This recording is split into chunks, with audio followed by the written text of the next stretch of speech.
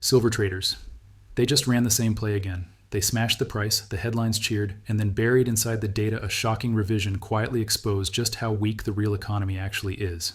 I'm OG John AG, and in this video, we're going to walk through the numbers they hope you never connect. Jobs overstated by over 1 million, corporate bankruptcies ramping, consumer defaults surging, physical silver premiums exploding in China, and a futures system that's now sitting on the biggest delivery test in modern history. You can call that conspiracy, I call it math. Segment 1, the good jobs report, and the buried bomb. Nobody's talking about this part. The headline jobs number came out looking fine, markets did their usual thing, and gold and silver got smashed lower on impact. Stocks rallied on the surface story. Financial media went into autopilot. See? Economy strong, don't worry, carry on. But buried in the revision data, the part no one shows you on TV, was the real story. They overstated employment by over 1 million jobs versus actual payroll records. Here's what the revised numbers say. Total 2025 job growth slashed down to about 181,000 jobs for the entire year. That's roughly 15,000 jobs per month on average. 2024 added about 1.459 million jobs. 2023 was also revised lower. And 2025 got hit with the biggest downward revision since the 2009 financial crisis, a drop of roughly 862,000 jobs in one adjustment. 3 straight years, same pattern. 2023 revised lower, 2024 revised lower, 2025 revised even further down by over 1 million from the story they originally sold you. That's not a soft landing. That's a controlled narrative patched months later when nobody's paying attention. Meanwhile, metals got smashed on the fake headline and then quietly retraced nearly all the losses when the truth in the revisions started to matter. Segment 2, Shanghai premium doesn't lie. While Western media was celebrating those strong jobs headlines, something else blew out on the other side of the world. The Shanghai silver premium, the gap between silver prices in China and the West, doubled. Numbers: Western spot silver trading around 84, Western futures around 83, Shanghai spot around 90, Shanghai futures trading up at 93. That's a $6 premium in China, up from about 3.77 in the prior video update. You can verify it yourself. Check Shanghai futures exchange data. Look at spot versus futures for silver. That spread is not a rounding error. It's the market screaming that physical metal in the East is worth a lot more than the paper promises in the West. Anytime you see Western paper price sagging. Eastern physical market paying a heavy premium, that's not a healthy unified market. That's a market where one side is running out of metal. Segment 3, COMEX Deliveries, physical versus paper, gloves off. Now let's talk about COMEX, the official Western silver arena. February deliveries just sent up a flare that almost nobody noticed. February silver deliveries at COMEX hit about 23 million ounces. That's 45,592 contracts worth of metal. Here's the shocker. That's well over the total open interest that existed in the February contract at the end of January. In other words, more than 100% of the open interest effectively got delivered. Translation: there were more delivery notices than there were contracts open at the start. That's what it looks like when physical demand overwhelms paper positioning on an exchange that most people think is just a casino. Now look ahead. Current March open interest sits around 68,366 contracts. That's roughly 342 million ounces of silver claims on paper. First notice day for March delivery, February 27. That's the deadline for traders to decide, I want physical metal, or I'll take cash settlement and walk away. If delivery intentions in March look anything like what just happened in February, COMEX is staring at the biggest physical test in modern history. You cannot print physical metal when the other side says, no thanks, I don't want your cash, I want the bars. This is what happens when a futures system, built for paper, runs into real-world scarcity. Segment 4, Chinese New Year. The manipulation window. Now, add timing to this. The Shanghai Metals Exchange is about to shut down for Chinese New Year, closed from Sunday, February 15th through Monday, February 23rd, 8 straight days where the key Eastern physical market goes dark. Historically, what tends to happen when that Eastern bid disappears temporarily? Western banks know there's no big, visible Eastern physical buyer absorbing pressure. That's when the most aggressive paper attacks and price smashes have room to run. Thin liquidity, no Shanghai premium in session to push back. But here's what's different this time. Even before the holiday, the front month contract on Shanghai has moved into record backwardation versus the next active month. Backwardation this extreme means near-term silver is more expensive than future silver. That usually happens when inventory is tight and shorts are desperate to avoid delivering physical metal. Short sellers are literally paying to roll their positions forward, just to dodge delivery right now. That's not what normal, well-supplied markets look like. That's what shortage looks like. So ask yourself, what happens when you combine record backwardation, a $6 Shanghai premium, and an 8-day Eastern holiday where physical price discovery goes quiet, while March COMEX is loaded with 342 million ounces of paper claims? You don't need a tinfoil hat for that. You just need a calendar. Segment 5. The real economy is cracking underneath. This isn't just a metal story. The macro backdrop is rotting underneath the surface narrative. Look at the data lining up. 9 large U.S. companies filed for bankruptcy last week alone. The 3-week rolling average is now over 6 big bankruptcies per week, levels not seen since the COVID shock. Large corporate bankruptcies are now at their highest since that period.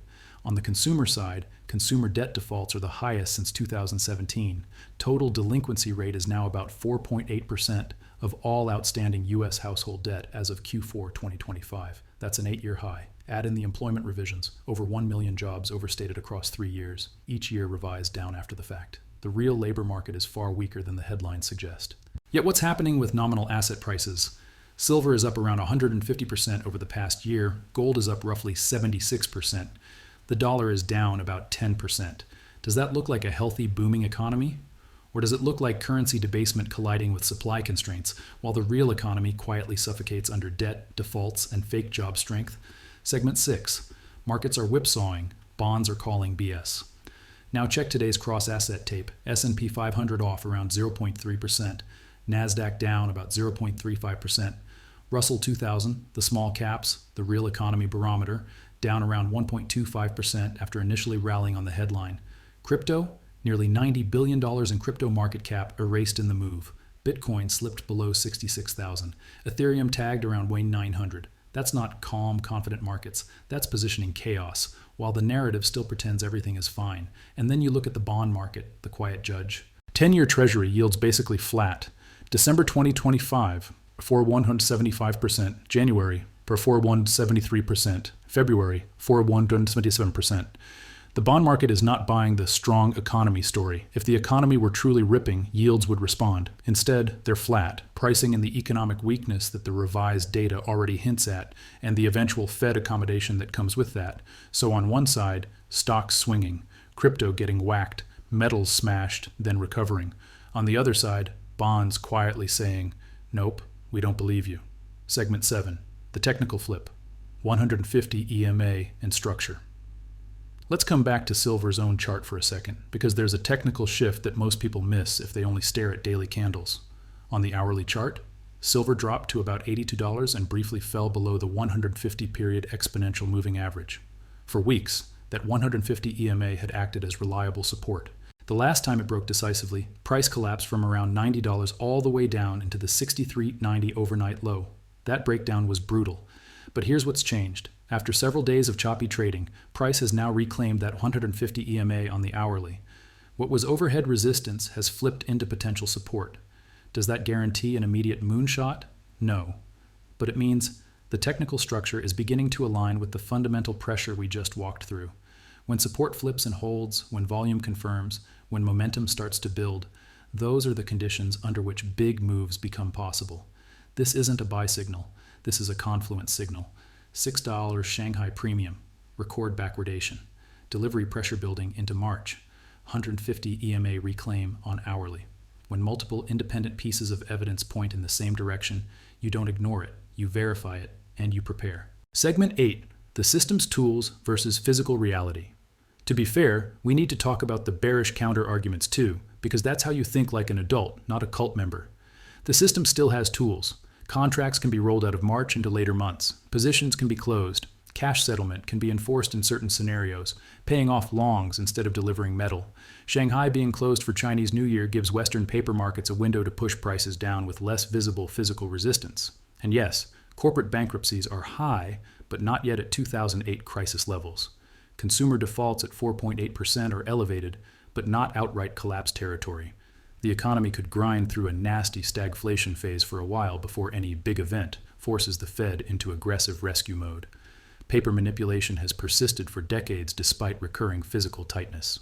You don't win this game by underestimating their ability to stretch it out, but every single bearish delay argument rests on one assumption. Paper markets will always control price discovery. That assumption is fracturing right now. Shanghai paying $6 more for the same metal. February COMEX deliveries above 100% of open interest. March sitting on 342 million ounces of paper claims against limited registered inventory. You can suppress paper. You cannot print bars. Segment 9. What actually matters from here? So what actually matters in the next few weeks? Not predictions. Checkpoints. Here are your key dates and metrics to track. February 15, 23. Shanghai Metals Exchange closed for Chinese New Year. Watch how Western paper markets behave during this manipulation window. February 27th. First notice day for March. COMEX Silver. Open interest around 342 million ounces. This is where delivery intentions become visible. Shanghai Premium. When markets reopen, does the $6 premium shrink, stay elevated, or blow out further? Backwardation structure on Shanghai futures? Is the front month still trading at a record premium to the next month? Or does that stress ease? 150 EMA on the hourly. Does silver hold above it on retest with volume, or lose it and slide again? Macro stress. New corporate bankruptcies. Updated consumer default data. Any fresh revisions to employment. You can pull these from BLS benchmark reports and public bankruptcy filings. Don't take my word. Don't take anyone's word. Check COMEX delivery stats. They're public, updated daily. Check Shanghai backwardation data on the futures exchange. Check BLS revision documents for the job numbers. Check the debt and delinquency statistics. The warning is not a buy now signal. The warning is verify or stay blind. Closing. Shock is not the point. Awareness is. If all of this sounds shocking, good. It should. The job numbers are weaker than the headlines admit. Corporate and consumer stress is rising. Commodities are breaking out into nominal highs while the real economy wobbles. Eastern markets are paying heavy premiums for metal that Western futures still pretend is cheap. And the biggest paper vs physical showdown in silver in years is lining up around late February and early March. The goal here is not hype. The goal is context. You're watching John AG here. I'm OG John AG. If you want more than surface level narratives, if you want to see the data they hide in the footnotes, hit like so this doesn't get buried. Subscribe and turn on all notifications, especially with channels like this under constant shadow pressure. And drop a comment. Data or narrative? Tell me if you're team data, pulling your own numbers, or still trusting curated headlines. Either way, don't outsource your thinking. Invest with logic, not hype.